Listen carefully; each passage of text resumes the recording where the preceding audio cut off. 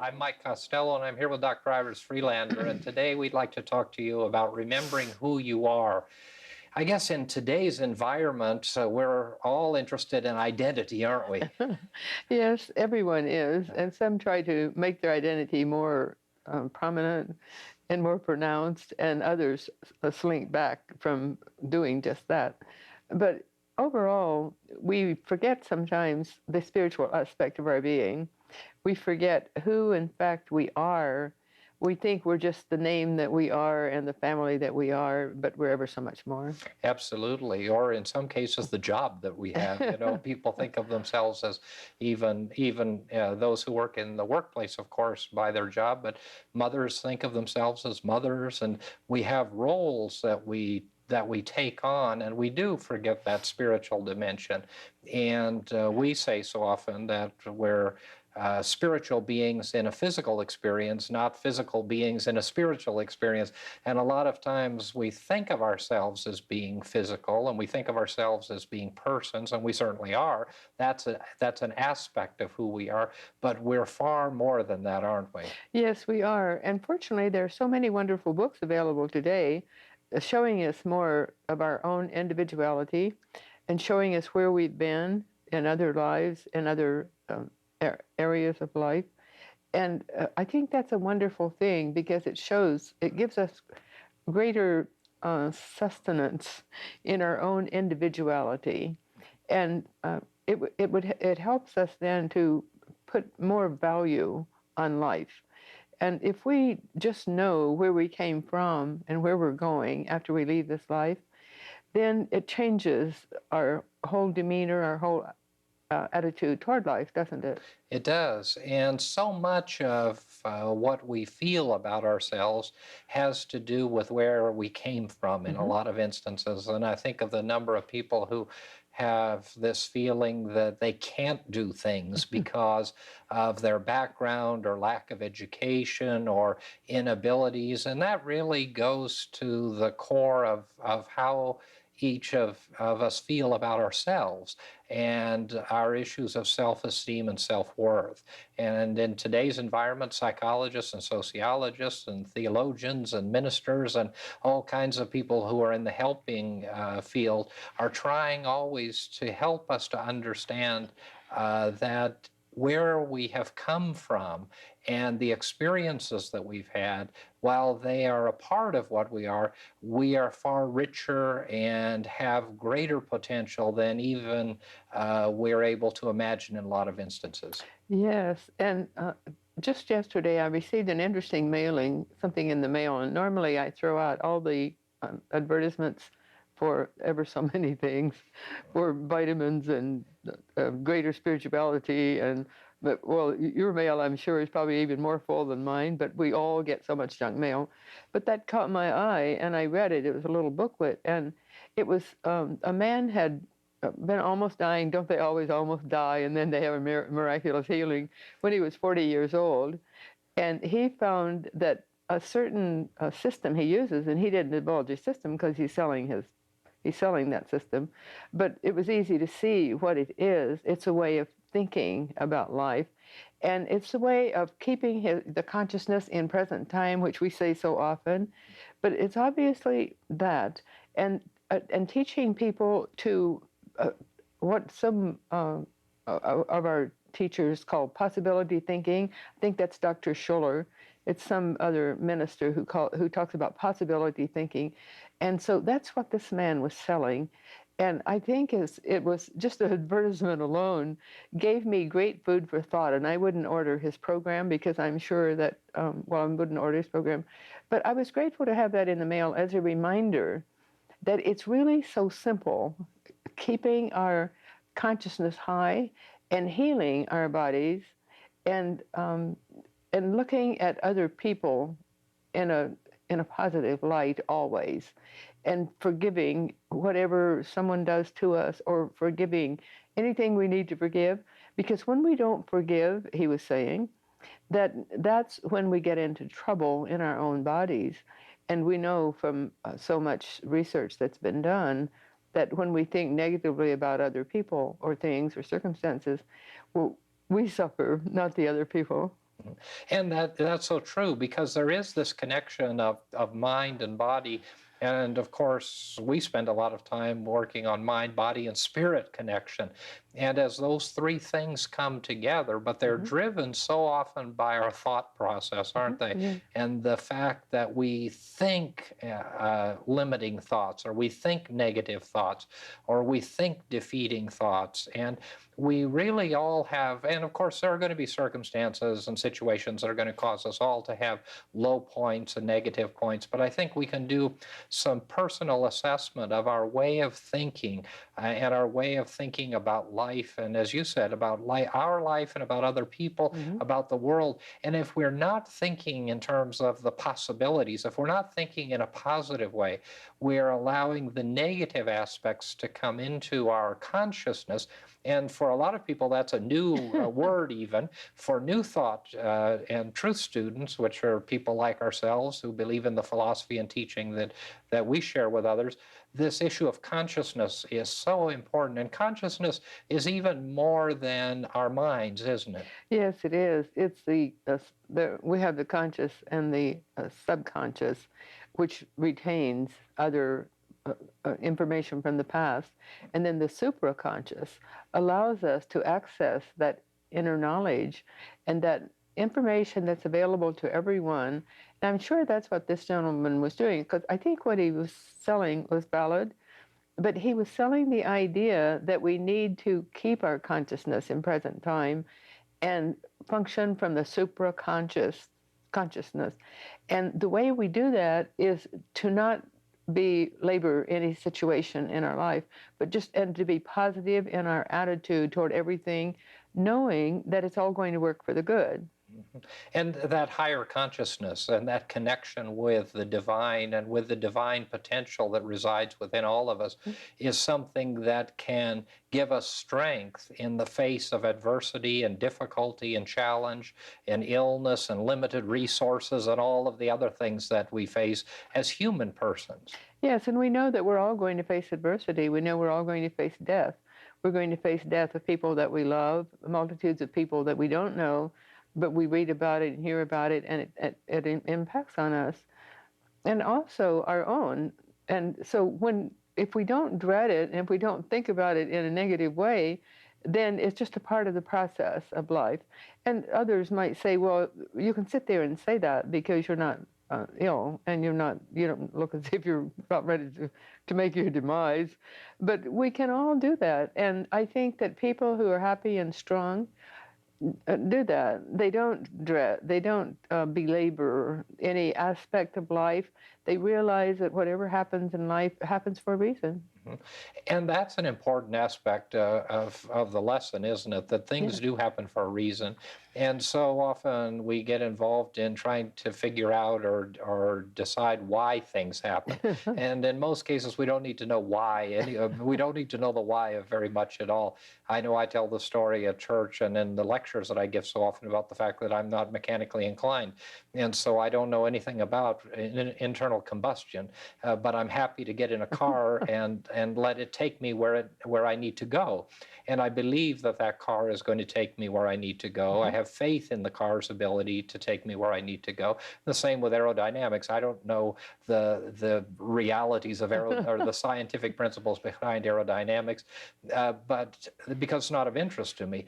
But the reality is that life is filled with such experiences where if we simply have a trusting sense of consciousness, a trusting awareness that circumstances and situations will work out, that we'll be guided and directed, and that we will be guided and directed because we are profoundly spiritual by nature. That is, I think, the core of what we're trying to share. Yes, and when we realize that, when we remember that, and all religions teach that in varying degrees and in varying ways, then we're more happy and content and we're more productive. And that's one of the important things because we all want to be productive and we all want to get things accomplished and we all want to do new and different exciting things. Well, we can do them ever so much more readily and in a fulfilling way when we just let go, and they say let go and let God, but that's in essence what we're doing. but we're actually letting the God self within us guide and direct us, aren't we? Absolutely. We can't simply say, let go and let God. We talk a lot about that, and so often people are willing to do that and simply let and believe that God is going to do everything for us, when in fact the faculties and the gifts that we have are given to us as a means by which we can attain wonderful things, empowerment and grace and strength and overcoming. But we have to sometimes do a little work on ourselves. And some of that work is mental, and some of that work is physical, and some of that work is spiritual. And all of that comes together in a beautiful and wonderful way when we're well balanced in mind, body, and spirit, and when that connection of those three, that triune person, comes together in the wholeness of who we are, then we begin to function in a wonderful and magnificent way. But it means that we have to think the right thoughts. It means that we have to eat the right foods. It means we have to give our bodies rest. And it means that we have to connect with the conscious awareness of the divine that resides within all of us. In New Thought, we talk very often about the connection of divine mind with our mind, or the presence and power of God with the power that resides within us. And when that power connects, and it's not anything that is unique to our movement, and I really want to stress that. And we always say we're not trying to get anyone to change their faith or their beliefs, but we're trying to get people to change the way that they think about themselves, about the world, and about the universe, and to be productive and to be positive in the experiences of life. Yes, to be forgiving when that's appropriate, and to acknowledge the divine within self, and the divine on the inner planes of being. And when we don't look at other people as in a critical way, then we are farther along, aren't we? Absolutely. And we're healthier. Yes. We're healthier in mind, we're healthier in body, and we're healthier in spirit. And of course, we all want vibrant health, and so much of what we teach has to do with healing and health. And we can be healthy, and we can be well, and we can be whole, even in the face of abject or the appearance of illness, can't we? Yes, and when we look at the counseling we do, we can always see that most everyone's problem has to do with other people in their lives, and that's normal, and that's okay. But if we realize that that's where our problems lie, and that's what gives us problems, then we can deal with it more fully. And so it's important that we not try to change other people, because we know that we don't change other people. They might seem to change briefly, but they go back to being their old way. And that's the joy of living, is to see all the different types of people there are, and the different ways people think, and honor that aspect, that difference, because then it makes for a more exciting life, doesn't it? A more exciting life, a more peaceful life, and a more peaceful world. We'd like to pause at this point in the program and offer you the opportunity to receive some literature so that you can continue to study the ideas and concepts we're sharing with you.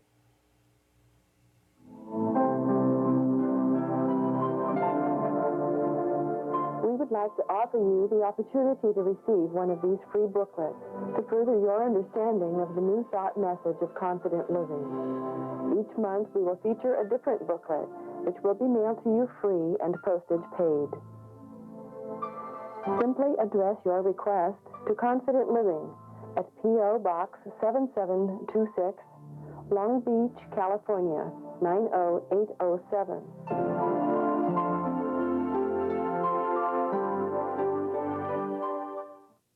Before the break, we were talking really about relationship, weren't we, Iris? Yes. And the relationship that we have with others.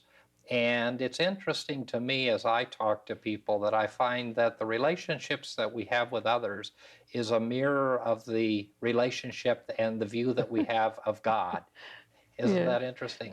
It is very interesting, and it is worth thinking about, and it's worth everyone reviewing their own way of thinking and their own daily routine, and see how we can change. and how we can, it's actually honoring the divine within every person, but we wouldn't have to say it in that way. We wouldn't have to say the divine in every person. We could just say the individuality or that which the person is. But it is the divine, because it's the divine that guides and directs us within ourselves, within each individual. And the more we honor the fact that yes, we are part of divine creator God, and that's a very important aspect of our being, then we're able to see that in others and to accept and acknowledge other person's individuality. And then we don't spend a lot of time thinking negatively about other people, because we accept that yes, that person is different and the other person is different and each person has their own individual way. And again, that makes life more joyous and more fulfilling, doesn't it? Absolutely. And sometimes it requires us to overlook their behavior. And that's hard to do sometimes. But we can do that really by sending people positive and affirmative thoughts. And I'm just thinking about the movement that we're a part of, Unity, and other organizations like Unity, where there is this teaching and belief that that we do. An older way of saying it in Unity used to be, the Christ in me salutes the Christ in you, or the divine in me salutes the divine in you. That salutation and acknowledgement, regardless of our behavior, is just so very important, and it's a part of the healing process. It's also part of the forgiving consciousness and awareness that we need to have about circumstances and situations. And we need to really be clear that when we forgive someone or when we overlook someone's behavior, it doesn't mean that we're giving assent to that behavior. It kind of amazes me as I talk to people when they say, well, if I don't correct them, or if I don't judge them, then I'm agreeing with what they've done. And that's not what we're talking about at all. It's seeing beyond that. And I just think of Hattie Garlish, who was co-foundress of our small fellowship. And Hattie used to tell all of her students, read the newspaper and find the worst and most upsetting character in the newspaper and send to that person healing thoughts. Now, there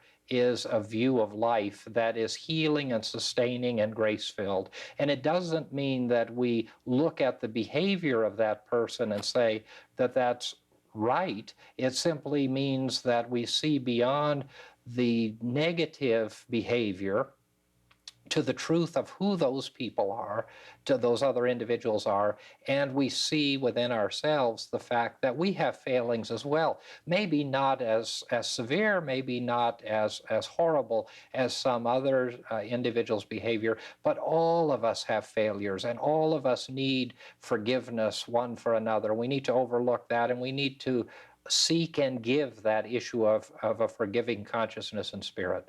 Yes, and again, there are many wonderful books, new books, and Dr. Michael Newton is a hypnotherapist psychologist, and he's written two books. The first one I'm not familiar with, but the second one is a continuation of his first book, and he talks about life between lives, and he has regressed his clients back to life between lives, so that they show how they were judged on the inner planes of being, and they actually judge themselves. And that book rings true to me because I believe that's the way it is. And the books that I've read about that time of our existence all say that we judge ourselves. God doesn't judge us at all. Creator God is love. God is love.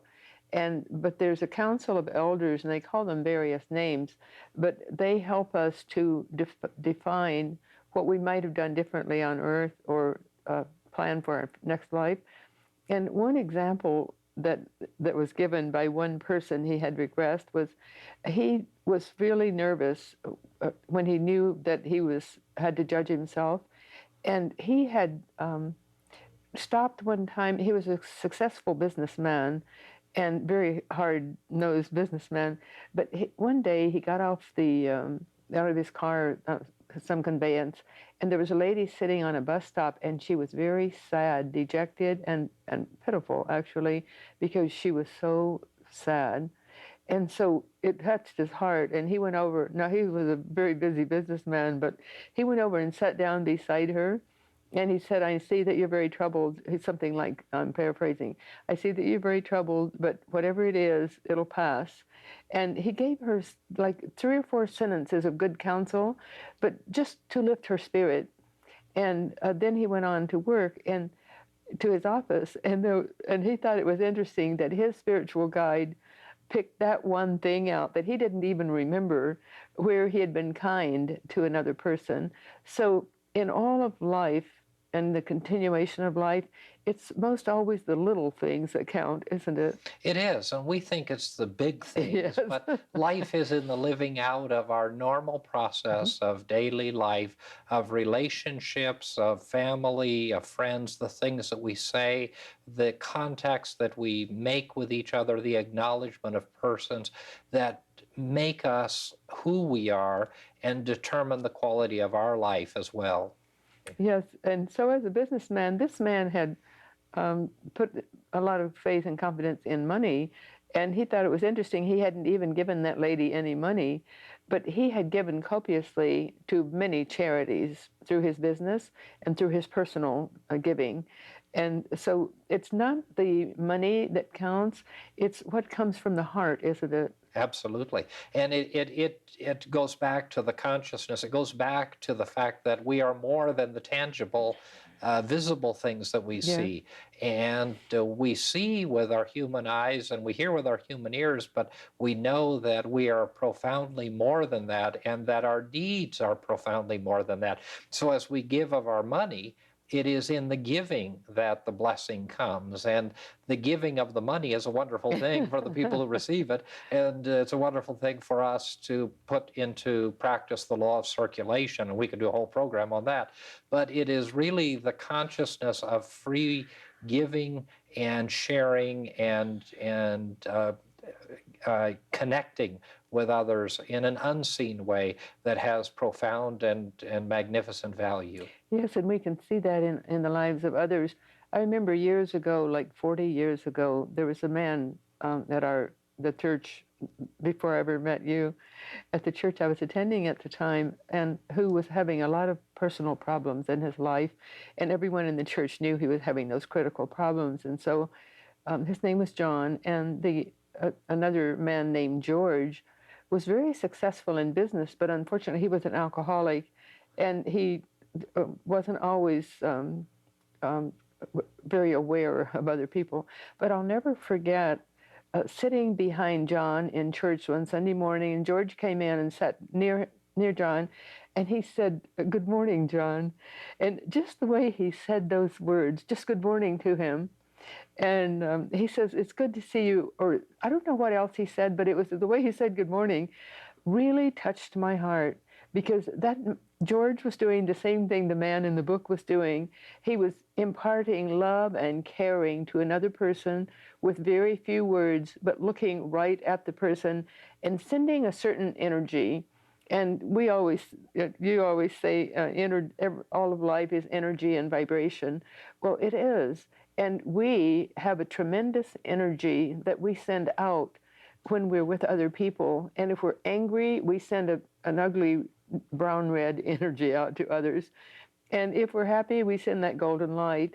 And then it depends on what, if we're envious, we're sending a certain green envy of color. So what we do impacts on the lives of others, regardless of whether we do or say anything. The energy we send out is, in order to live fairly in life, we need to deliberately send positive energy. Absolutely. And that positive energy comes through the process of our awareness of how it is we're thinking and how it is we're feeling, because we can't lie about that. No. We can lie with our words, and we can even lie with our expressions in some cases. But the truth of our vibration, or the truth of our energy, that goes forth from us is undeniable. And we are energy. And of course, we know from a scientific fact that our physical person is energy, but we also know that our spiritual reality and our spiritual presence goes forth as energy. And so often you say, and we say so wonderfully, in the form of light.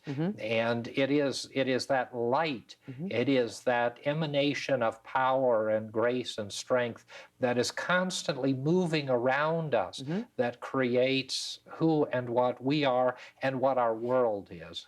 And we owe it to people around us to keep our energies up and to keep our energies light-filled.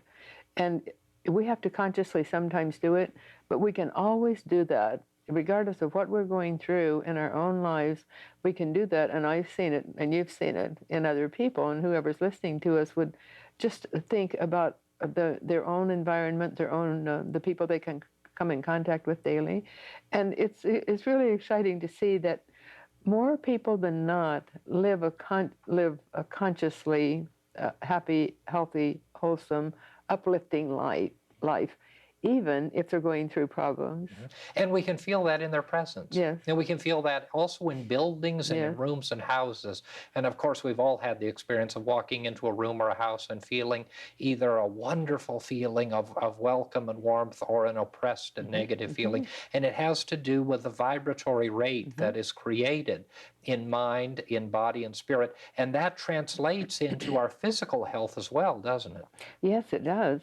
And we owe it to the public and the people around us to impact on them in a positive way. We also owe it to ourselves to be aware of how we're thinking. And our thinking creates our life. Yes. And so often we say we live in our minds and not in the world. And certainly we believe that we do indeed live in our minds and not in the world. It's the way that we think about ourselves, about other people, about who we are, that determines the quality of our life, and how we think about our relationship with the power and the grace that we know as God. And so we hope that the information that we've been sharing with you has been useful, and we look forward to seeing you next time. Mike and Iris would like to extend a cordial invitation for you to join them this Sunday morning at 11 a.m. for our weekly celebration service at the beautiful Seaport Marina Hotel at the corner of Pacific Coast Highway and 2nd Street, adjacent to the Marina Pacifica and Marketplace shopping centers. There will be a guided meditation, prayers, spirited music, and a dynamic, life-changing New Thought message. Please join us this Sunday. You will be warmly welcomed into the company of like-minded, positive, and uplifting people. And remember, whatever your dream, whatever your vision, you can attain it through confident living.